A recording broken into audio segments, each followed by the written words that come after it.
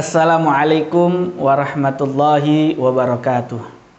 Alhamdulillah, alhamdulillahilladzi ja'ala ramadhana syahran mubarakah wa qiyamal layalihi tatawuan wa siyaman naharihi wajiban wa thawabal amali fihi mudha'afan. Asyhadu an la ilaha illallah wa asyhadu anna sayyidana wa nabiyyana Muhammadan abduhu wa rasuluh. Allahumma shalli wa sallim wa barik ala sayyidina Muhammadin sayyidil mursalin wa ala alihi wa ashabihi ajma'in, amma ba'du. Para kaum muslimin muslimat rahimakumullah, wabil khusus para jamaah remaja Masjid Raudhatul Jannah Kelurahan Pasir Gunung Selatan, Cimanggis, Depok, yang mudah-mudahan kita semua selalu mendapatkan kemuliaan dari Allah Subhanahu wa taala. Dan juga mudah-mudahan kita dalam menjalankan ibadah puasa di bulan suci Ramadan ini dan juga melaksanakan sunnah-sunnah dan amaliyah-amaliyahnya, mudah-mudahan selalu diberikan kekuatan oleh Allah Subhanahu wa taala, dan mudah-mudahan iman dan Islam kita selalu ditetapkan oleh Allah Subhanahu wa taala sampai akhir hayat kita. Mudah-mudahan Allah Subhanahu wa taala matikan kita dalam keadaan husnul khatimah. Para jamaah kaum muslimin muslimat yang dimuliakan oleh Allah Subhanahu wa taala, tidak terasa kita sudah berada di asrul awakhir, di 10 terakhir di bulan suci Ramadan. 10 terakhir yang dikatakan itqum minan nar, yang mana di 10 akhir dari bulan suci Ramadan ini ada satu malam yang diburu atau yang dicari-cari oleh umat Islam seluruh dunia karena keistimewaannya, karena kemuliaannya. Kemuliaannya tidak tanggung-tanggung. Allah katakan khairum min alfis syahr, lebih baik daripada 1000 bulan. Tidak tanggung-tanggung lagi, Allah katakan pada malam itu Allah turunkan para malaikat. Dan pada malam itu malam yang penuh dengan keberkahan dan ampunan dari Allah Subhanahu wa taala. Malam apakah yang dicari di 10 terakhir tersebut? Adalah malam Lailatul Qadar. Para jamaah yang dimuliakan oleh Allah Subhanahu wa taala, ada satu hal yang ingin saya sampaikan, bahwasanya salah satu yang menjadikan malam Lailatul Qadar menjadi malam yang mulia adalah dikarenakan pada malam Lailatul Qadar menjadi malam diturunkan Al-Quran oleh Allah Subhanahu wa taala. Sebagaimana Allah katakan inna anzalnahu fi lailatul qadar. Walaupun sebagian ulama ada ikhtilaf, ada perbedaan pendapat tentang kapan turunnya Al-Quran. Ada sebagian ulama yang mengatakan turunnya Al-Quran itu adalah, atau yang kita kenal dengan nuzulul Quran, adalah pada tanggal 17 Ramadan. Sesuai dengan dalil yang dia ambil surat Al-Anfal ayat 41. Yaumal taqal jam'an adalah hari di mana Allah turunkan Al-Quran, di mana bertemunya 2 buah kelompok, yaitu ketika perang Badar yang terjadi pada tanggal 17 Ramadan. Itu menjadi dalil bahwasanya nuzulul Quran pada tanggal 17 Ramadan. Akan tetapi ada sebagian ulama lagi yang berpendapat bahwa nuzulul Quran adalah terjadi pada malam ke-25 atau terjadi pada malam Lailatul Qadar, sebagaimana Imam Ahmad dan lain-lainnya, ulama-ulama yang lainnya mengambil dalil dari surat Al-Qadar. Inna anzalnahu fi lailatul qadar, yaitu Allah turunkan Al-Quran pada malam Lailatul Qadar. Akan tetapi para jamaah sekalian, bukan itu yang akan saya bahas, bukan itu yang harus kita perbesar. Kenapa? Karena perbedaan tersebut menjadi sebuah wawasan untuk kita, yang pada hakikatnya Al-Quran turun pada bulan Ramadan. Itu menjadi ketetapan dan kesepakatan seluruh ulama, sebagaimana Allah katakan syahrul Ramadan alladzi unzila fihil Quran. Bulan Ramadan adalah bulan di mana diturunkannya Al-Quran. Hal apa yang menjadikan Lailatul Qadar istimewa? Hal apa yang menjadikan Lailatul Qadar menjadi bulan yang mulia? Ternyata adalah Lailatul Qadar malam yang memiliki hubungan dengan Al-Quran. Malam Lailatul Qadar menjadi mulia karena pada malam tersebut Allah turunkan Al-Quran. Dengan kata lain, sesuatu menjadi mulia kalau memiliki hubungan dengan Al-Quran. Menjadi catatan untuk kita. Apakah kita punya hubungan dengan Al-Quran yang begitu erat? Ataukah Al-Quran hanya sebagai sebuah seremonial saja? Sebagai pajangan saja yang kita miliki, kita taruh di tempat yang rapi, atau kita taruh di atas lemari tanpa kita baca, tanpa kita amalkan, tanpa kita tadabbur.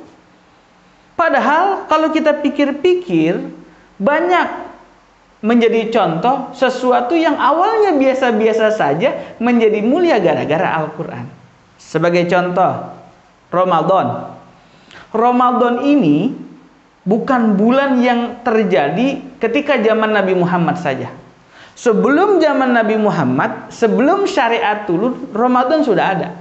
Cuma bedanya apa? Ramadan sebelum zaman Nabi Muhammad kurang berkualitas. Tapi Ramadan pada zaman Nabi Muhammad SAW dan zaman-zaman selanjutnya sampai dengan ke zaman kita, ini Ramadan menjadi Ramadan yang istimewa. Ini menjadi Ramadan yang mulia. Disebabkan apa? Ramadannya Nabi Muhammad SAW adalah Ramadan nuzulul Quran, yang mana di bulan tersebut Allah turunkan Al-Quran. Malaikat Jibril, contoh yang kedua. Kita kenal Malaikat Jibril. Pada hakikatnya Malaikat Jibril sama seperti malaikat-malaikat yang lainnya. Akan tetapi Malaikat Jibril menjadi ruhul amin, menjadi pemimpin para malaikat. Karena Malaikat Jibril memiliki tugas yang mulia. Apa tugasnya? Menyampaikan wahyu kepada Nabi Muhammad, menyampaikan Al-Quran kepada Nabi Muhammad, sehingga Malaikat Jibril menjadi mulia karena memiliki hubungan kepada Al-Quran. Mekah Al-Mukarramah, sebuah daerah yang tandus, yang kering, susah air, penuh dengan bebatuan, jarang pepohonan. Tapi Mekah menjadi Makkatul Mubarakah, menjadi tempat yang penuh dengan keberkahan. Disebabkan apa? Karena kota Mekah menjadi kota diturunkannya Al-Quran, sehingga memiliki hubungan yang awalnya tandus, yang awalnya kering, menjadi subur, menjadi makmur karena memiliki hubungan dengan Al-Quran.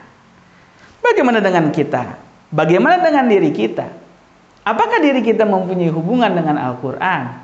Kalau saja saat ini diri kita tandus, kalau saat ini hati kita begitu kering, kalau saat ini hati kita yang dipikirkan adalah dunia saja, bagaimana perut kita bisa kenyang, bagaimana dompet kita bisa terisi, tapi nilai-nilai Al-Quran jauh dalam diri kita, maka hakikatnya kita jauh daripada kemuliaan. Tapi kalau kita mau mulia, kalau kita mau hilang daripada kegelisahan, kalau kita mau hilang daripada rasa takut yang ada dalam diri kita, kalau kita mau hidup dengan tenang, satu kuncinya adalah jangan pernah tinggalkan Al-Quran dan harus memiliki hubungan dengan Al-Quran. Ayat selanjutnya Allah sangat jelas mengatakan, yuridullahu bikumul yusra wala yuridu bikumul usra. Orang yang memiliki hubungan dengan Al-Quran, hakikatnya akan mudah hidupnya. Allah tidak ingin hamba-hambanya hidup susah. Allah tidak ingin hamba-hambanya hidup sulit. Kalau memang dia pengen hidupnya enak, hidupnya penuh kedamaian, ketenangan, jangan lepas daripada Al-Quran. Kenapa? Karena Al-Quran sebagai hudan linnas, sebagai petunjuk bagi kita manusia, agar kita memiliki jalan yang benar, jalan yang sesuai dengan ketentuan Allah Subhanahu wa Ta'ala. Para jamaah kaum muslimin yang dimuliakan oleh Allah Subhanahu wa Ta'ala, sosok Nabi Muhammad SAW, kita sepakat, sosok Nabi Muhammad adalah sosok yang mulia.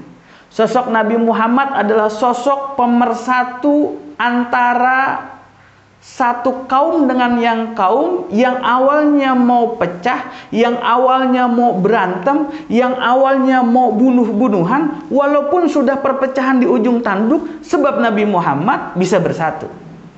Tapi kalau kita bicara sirah, kalau kita bicara sejarah, dari Nabi kecil sampai Nabi diangkat menjadi Nabi, sebelum diturunkannya Al-Quran kepada zaman Nabi Muhammad, belum ada perubahan yang signifikan yang Rasul lakukan yang begitu besar. Rasul selalu bolak-balik riyadhah, Rasul selalu bolak-balik menyendiri. Kenapa? Dia bingung apa yang dia harus lakukan. Tapi setelah turunnya Al-Quran, pada ketika Rasul umur 40 tahun, turunnya Al-Quran kepada Nabi Muhammad SAW, pergerakan Nabi Muhammad SAW terarah, terukur, terbimbing oleh Allah Subhanahu wa Ta'ala melalui malaikat Jibril alaihissalam. Perubahan yang sungguh luar biasa, minaz zulumati ilan nur, dari kegelapan sampai dengan terang benderang. Itu salah satu penyebabnya adalah Al-Quran. Maka Al-Quran menjadi sebuah hubungan yang harus kita amati, yang harus kita lakukan, yang harus kita pelajari. Dengan catatan, jangan mempelajari Al-Quran hanya dari terjemahannya saja. Pelajari Al-Quran dari tafsirnya. Pelajari Al-Quran dari asbabun nuzulnya. Kita cari pemahaman Al-Quran dari guru-guru kita secara talaki, secara bertemu, agar kita tahu apa maksud ayat ini, apa maksud daripada ayat-ayat yang Allah turunkan kepada Al-Quran. Kenapa begitu berbahaya kalau kita hanya memahami Al-Quran dari terjemahannya saja? Salah satu contoh, ada ayat Al-Quran yang mengatakan wa wajadaka dhallan fahada. Di situ kalau diterjemahkan secara Indonesia atau diterjemahkan secara utuh, di situ memberikan pemahaman Nabi Muhammad mendapatkan kesesatan. Padahal Nabi Muhammad adalah orang yang maksum, orang yang benar-benar dilindungi oleh Allah Subhanahu wa Ta'ala. Dan kalau dilihat tafsirnya, di situ Nabi Muhammad bukan mendapatkan kesesatan, tapi Nabi Muhammad hanya mendapatkan kebingungan sesaat, dan turun malaikat Jibril memberikan petunjuk kepada Rasulullah Shallallahu Alaihi Wasallam. Para jamaah kaum muslimin, muslimat yang dimuliakan oleh Allah Subhanahu wa Ta'ala, di Asrul Awakhir ini, di 10 akhir di bulan suci Ramadan, mari sama-sama kita pasang diri kita. Kita jadikan Ramadan ini menjadi Ramadan yang terakhir bagi kita. Kita tidak tahu apakah tahun depan kita masih bisa bulan suci Ramadan lagi. Apakah tahun depan kita masih memperoleh Lailatul Qadar lagi. Kita usaha, kita cari Lailatul Qadar dengan Al-Quran, dengan amaliyah-amaliyah sunnah, dengan sedekah yang banyak, dengan harapan mudah-mudahan apa yang kita pinta diijabah oleh Allah Subhanahu wa Ta'ala, dan mudah-mudahan keberkahan Lailatul Qadar, keberkahan Al-Quran akan turun kepada kita semua. Dan mudah-mudahan kita semua selalu dapat lindungan oleh Allah Subhanahu wa Ta'ala, dan mudah-mudahan negara kita, bangsa kita selalu mendapatkan perlindungan oleh Allah Subhanahu wa Ta'ala.